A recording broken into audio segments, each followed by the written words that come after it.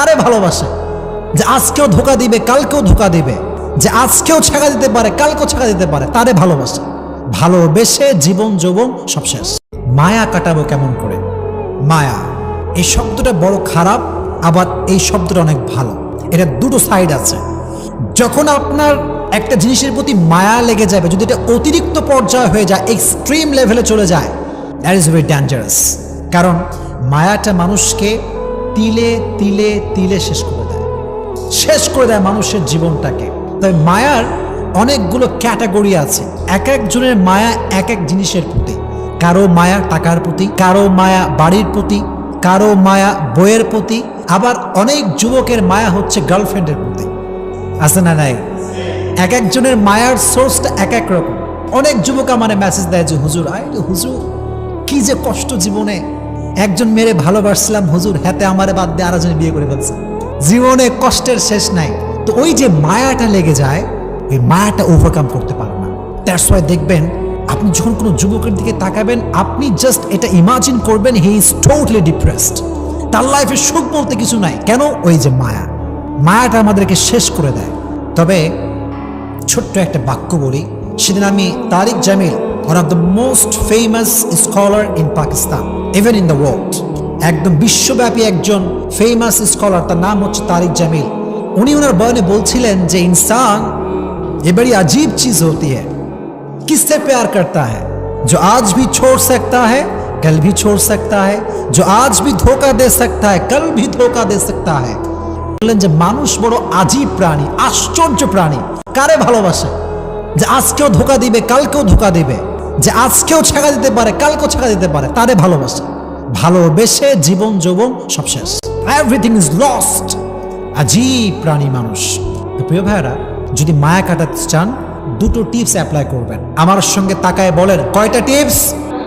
দুইটা। মাশাআল্লাহ। এক নাম্বার, ছোট্ট একটা আয়াত শেয়ার করব। এই আয়াতটার অর্থ যার মনে থাকবে, তার পৃথিবীর কোনো জিনিসের প্রতি মায়া থাকবে না, খুবই সহজ হয়ে যাবে। আয়াতটা কি?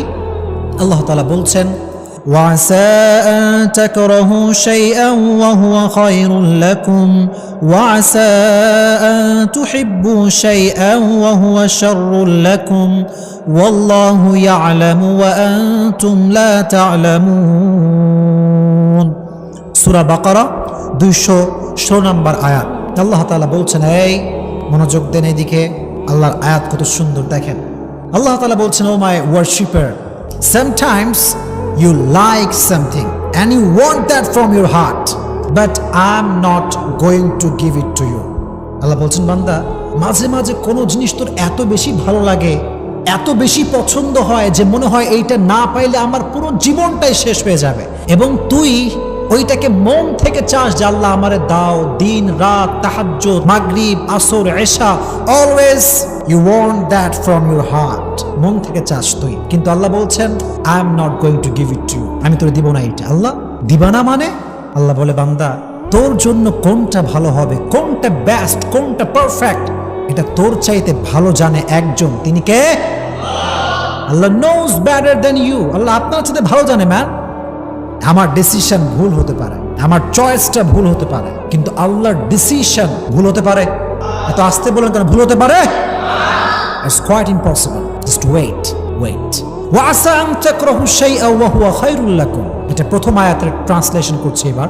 And sometimes you dislike a thing and you don't want that from your heart. Oh my Lord, I really dislike it, I don't want it. Allah said in Quran, I'm going to give it to you. Why? I don't like it, Allah. Allah said, oh my worshipper, what is good, what is bad, what's your future? I know better than you. আল্লাহ বলছে, গোলাম, তোর এটা অপছন্দ, এটা আমি বুঝতে পারতেছি, তুই মনে করছিস এটা তোর জন্য ভালো না, কিন্তু আমি জানি এটা তোর জন্য ভালো হবে। বিকজ ইন ফিউচার, ভবিষ্যতে কি হতে পারে, we do not have an idea about it, আমরা জানি না, কিন্তু ভবিষ্যতে কোনটা হবে জানে একজন। জবান খুলে বলেন, তিনি কে? আল্লাহ জানেন। এটা আল্লাহ তাআলা জানেন, আমি জানি না, আপনি জানেন না।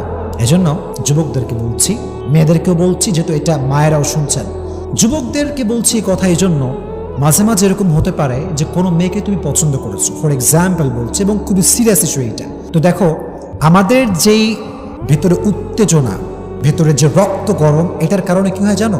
কোনো একটা মেয়ে সুন্দর হলে, কোয়ালিফাইড হলে, মনের মতো হলে এমন মনে হয় যে এটাকে না পেলে মনে হয় আমার পুরো লাইফটাই ওয়েস্টেড। এটা মনে হয় যে আমার পুরো জীবনটা নষ্ট হয়ে গেছে যদি একে না পাই, আমি হয়ে যাবে আর কিরকম মনে করি আমরা। মনে রাখবেন প্রিয় ভাইরা, যদি কোনো মেয়ে আপনার জন্য না থাকে, আপনার কপালে না থাকে, আপনি আজীবন দোয়া করে কোনো কাজ হবে না, আজীবন চাইবেন, এটার কোনো ফায়দা হবে না। বিকজ আগেই বলেছি, আল্লাহ নোজ বেটার দ্যান ইউ। আপনার জন্য কোন মেয়ে বেস্ট হবে, আপনার জন্য কোন মেয়ে অ্যাজ এ ওয়াইফ পারফেক্ট হবে, মাদেরকে বলছি আপনার মেয়েকে বোঝাবেন যে আরে মেয়ে শোন, তোর জন্য কোনটা ভালো হবে, তোর হাজবেন্ড হিসেবে কে পারফেক্ট হবে, কে কেয়ার করবে, কে কেয়ার করবে না, এটা তো দুনিয়ার কেউ জানে না, শুধুমাত্র একজন জানে, তিনি কে? যদি আল্লাহ জানেন, আপনি ভাববেন যে আল্লাহ, whatever I have lost, I believe that was not perfect for me. আমি আমার লাইফে যা যা হারিয়েছি, এটা আমি বিশ্বাস করি যেটা আমার জন্য পারফেক্ট ছিল না, দ্যাটস ওয়াই আপনি আমাকে দেন নাই। এটা যদি বিলিভ করতে পারেন মন থেকে যে আল্লাহ, যা হারাই ফেলছি এটা তোমার ইচ্ছা ছিল, যা পাবো এটাও তোমার ইচ্ছা, so whatever I have lost, I have no problem, I'm just trying to be a grateful person and I'm saying alhamdulillah. পড়েন আলহামদুলিল্লাহ। যা হারাইছেন ডাজন্ট ম্যাটার, যেটা হারিয়ে গেছে এটা পাবার নয়, যেটা আমার ছিল এটা তো আসবে একদিন ইনশাআল্লাহ। Just try to put your trust on your Lord. রবকে ভরসা করেন যে আল্লাহ, যা হারাইছি এটা আমার জন্য ছিল না, তুমি আমারে যা দিবা এটা পেয়ে আমি পড়তে চাই আলহামদুলিল্লাহ। সকলেই পড়েন আলহামদুলিল্লাহ। This is the first point. If you want to overcome, যদি মায়া কাটাইতে চান, আল্লাহর আয়াত স্মরণ রাখবেন যে আমি যা পাচ্ছি না, মায়া, খুবই মায়া। I think there some kind of bad quality, যেটা আমি জানি না। হয়তো একটা মেয়েকে পছন্দ হয়েছে, হয়তো মেয়েটা আসলে ভালো না, বা আমার জন্য she is not perfect for me, হয়তো আল্লাহ এই জন্য দিচ্ছে না, এটা ভাববেন। নাম্বার 1। নাম্বার 2, যদি ওভারকাম করতে চান, সেটা করবেন কি? একটা কাজ করবেন, মনে করেন কোনো একজন মেয়ের প্রতি আপনার মায়া, ফর এক্সাম্পল বলছি, অথবা আপনার টাকার প্রতি মায়া, অথবা বাড়ির প্রতি মায়া। If you want to overcome it, then you have to do one thing, and that is think about the bad quality that you want. যেটা আপনি চাচ্ছেন তার খারাপ নিয়ে ভাবেন। মনে করেন একটা মেয়েকে আপনার পছন্দ, যদি তারা তুমি না পাও, অনেক মায়া লাগবে, মনে হবে যে she was the best person in the world, যেটা আমি দেখছি এটাই সবচেয়ে বেস্ট। এটা যখন ভেতরে চলে আসবে, মায়া, একদম গভীর মায়া, তখন সেই মেয়েটার কিছু খারাপ সাইড নিয়ে ভাবো।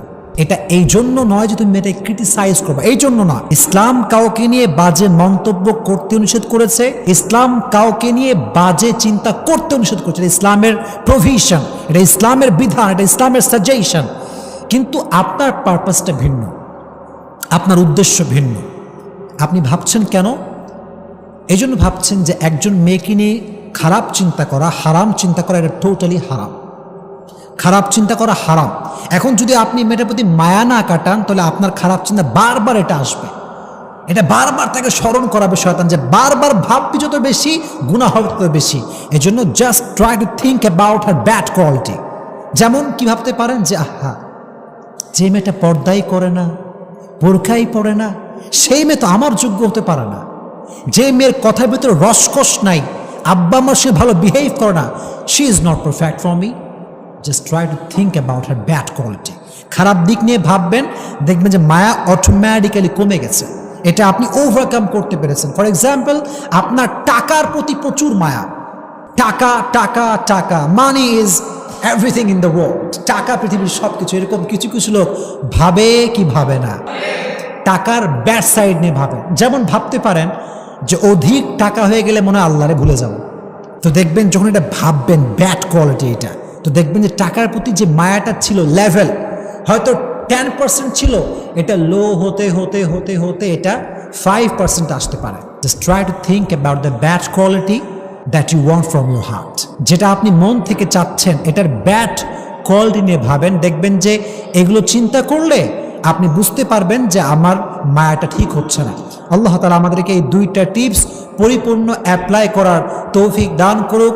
আপনার সকলেই জবান খুলে পড়েন আমিন।